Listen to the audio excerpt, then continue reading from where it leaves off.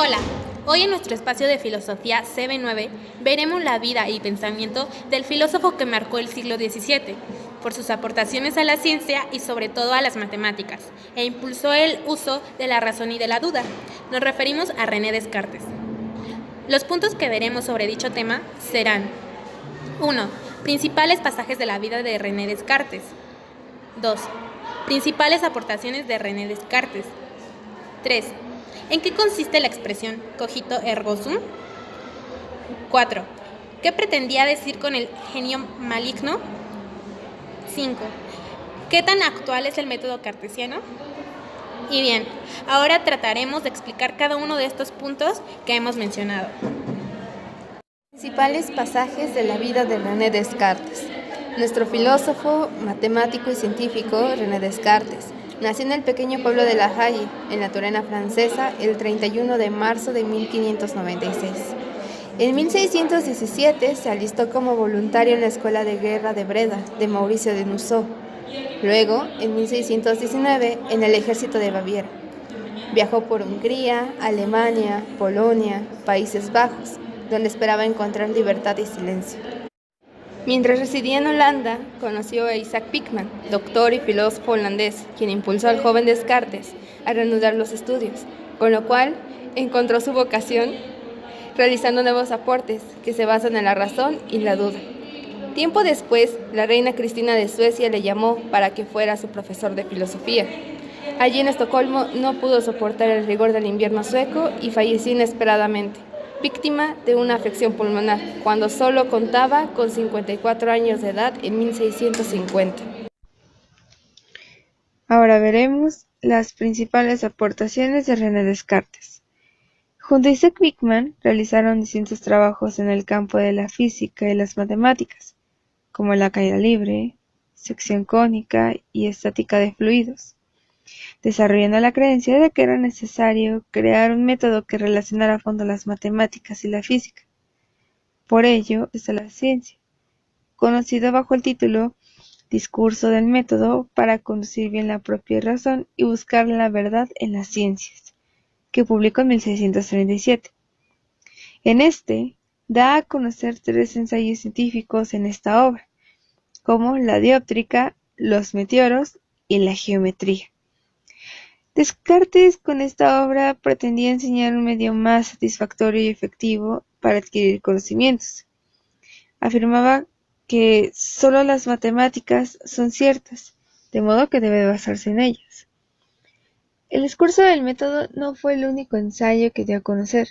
Escribió otras obras como Meditaciones metafísicas, Tratado del hombre, Las pasiones del alma, Reglas para la dirección del espíritu, el mundo, entre otras más. ¿En qué consiste la expresión cogito ergo sum? Una frase emblemática del pensamiento cartesiano es cogito ergo sum, que se traduce al español como pienso luego soy. Publicado en el Discurso del método, en esta obra afirma: Pero inmediatamente después advertí que, mientras quería pensar así que todo era falso, era preciso, necesariamente que yo, que lo pensaba, fuese alguna cosa. Y reparando que esta verdad, pienso, luego soy, era tan firme y tan segura que todas las suposiciones más extravagantes de los escépticos no eran capaces de conmoverla. Juzgué que podía aceptarla, sin escrúpulo, como el primer principio de la filosofía que buscaba. Descartes reflexiona sobre la posibilidad de que todo lo pensado pudiese ser falso. Se percata de la necesidad de que quien estuviese pensando aquello debía ser algo cierto, y que por lo tanto su existencia fuese innegable. En otras palabras, si yo dudo, estoy seguro de que estoy dudando, y nadie puede engañarme de eso. Aquí es donde entra el genio maligno, que más adelante explicaremos. Si dudo, significa que yo pienso, y esto me convierte en una cosa pensante, a lo que él llamó res cogitans. En Meditaciones metafísicas, Descartes da una nueva explicación del cogito a través de yo soy, en la cual sustituye a la duda por existencia. Afirma que soy una cosa verdadera y en verdad existente.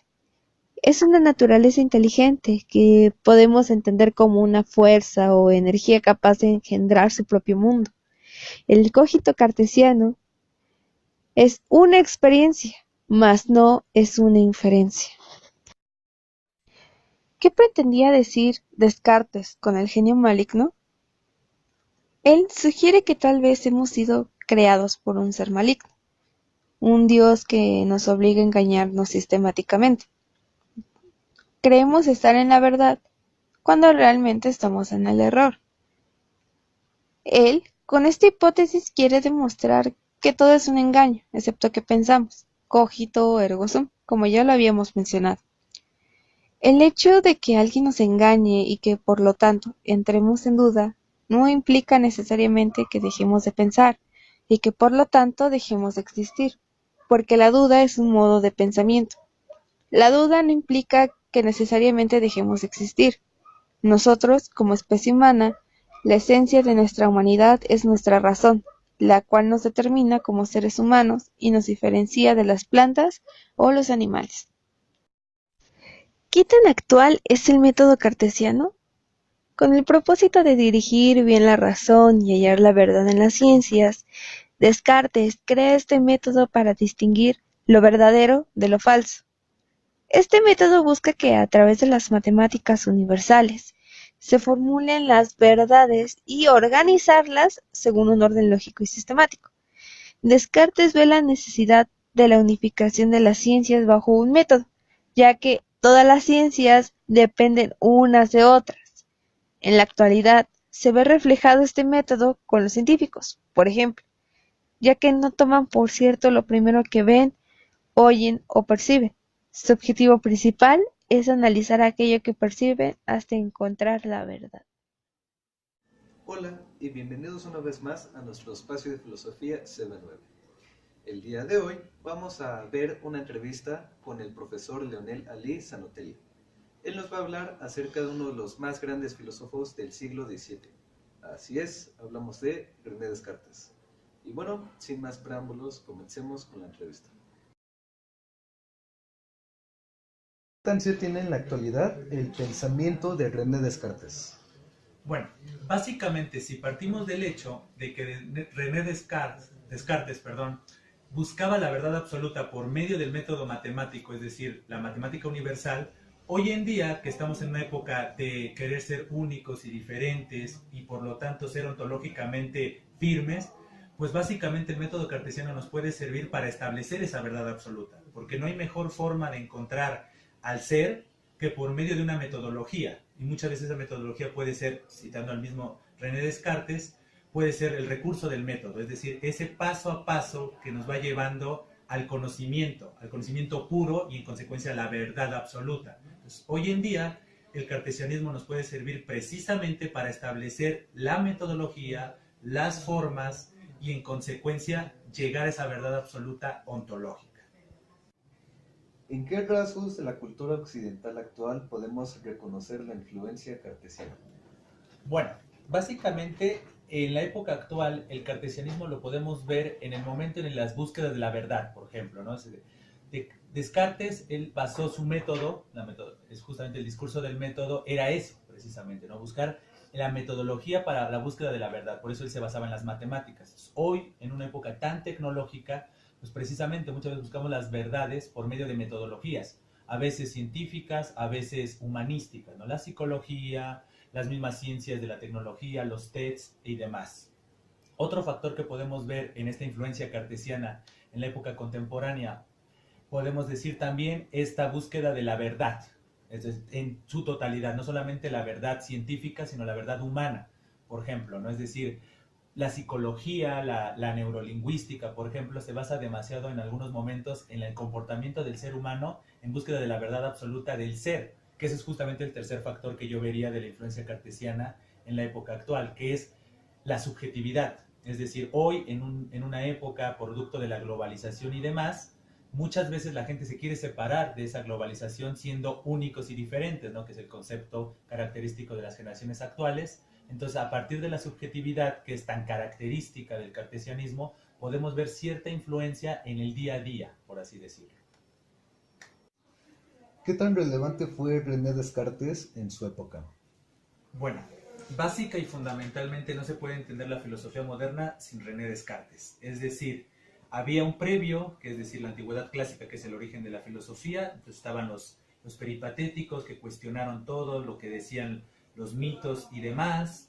Viene de repente un personaje enorme como es Sócrates y crea este método mayéutico, crea escuela precisamente, que lo vemos reflejado principalmente en Platón.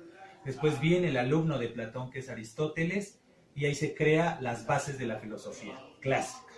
Después viene la Edad Media, todo gira alrededor de la iglesia, del dogma católico cristiano, y de repente llega, haciendo una analogía, unos nuevos peripatéticos, es decir, estos científicos que comenzaban a cuestionar las afirmaciones y los dogmas que eran avalados por la iglesia, pero no creaban una metodología, no demostraban el por qué afirmaban lo que afirmaban. Entonces llega este hombre, René Descartes, y producto de su filosofía y sus conocimientos, principalmente matemáticos, crea esta matemática universal. Y a partir de la filosofía, de la esencia matemática, que es la verdad absoluta, crea precisamente el cartesianismo. Entonces, ¿cuál es su repercusión en su época? Y se ve reflejado, como le he contestado en las anteriores preguntas, cómo se ve reflejado en otros momentos, en otras disciplinas. Pues precisamente en su época crea este nuevo paradigma metodológico en búsqueda de la verdad absoluta, en búsqueda de esta matemática universal,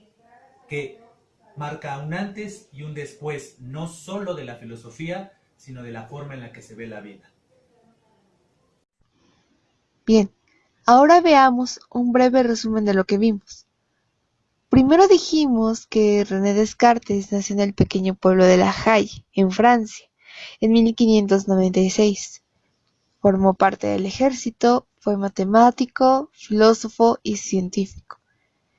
Con ayuda de Isaac Peckman realizaron aportes a las matemáticas y a la física, y a consecuencia de esto, creó un método para tener mayor certeza de lo que conocemos, y este método se refiere a la duda metódica. Dio a conocer obras como Meditaciones metafísicas, Tratado del hombre, Las pasiones del alma, Reglas para la dirección del espíritu, El mundo, entre otras más. Nos enseñó que dudar es pensar.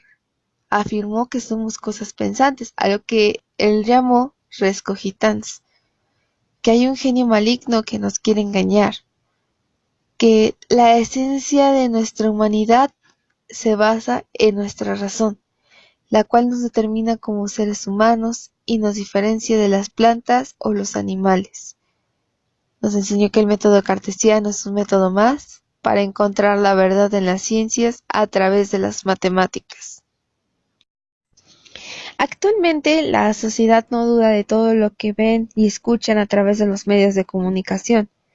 Leemos una nota en Facebook y creemos que todo el contenido en estos es verdad.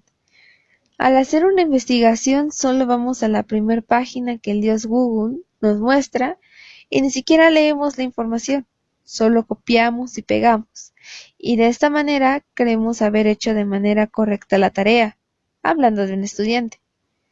Hemos dejado atrás la curiosidad, el interés por verificar si la información presentada es real y por lo tanto confiable. Como personas debemos de dudar de todo. De esta manera podremos defendernos del abuso por parte de las autoridades y las personas que quieren aprovecharse de nuestra ignorancia. Inclusive te recomendamos pongas en práctica este método. Inclusive duda de este video y expresa tus dudas en los comentarios. Nos despedimos diciendo Carpe Diem, es decir, aprovecha tu tiempo. Aprende y logra algo nuevo cada día. Bueno, y ahora, para recapitular un poco sobre este tema, dejamos las siguientes preguntas. ¿Sabes en qué influyó Isaac Peckman en el pensamiento de René Descartes? ¿Recuerdas cuál fue el aporte más reconocido de René Descartes? ¿Por qué la duda es un modo de pensamiento? ¿Qué busca el método cartesiano a través de las matemáticas? Y por último, ¿Cómo se ve reflejado el método cartesiano en la actualidad?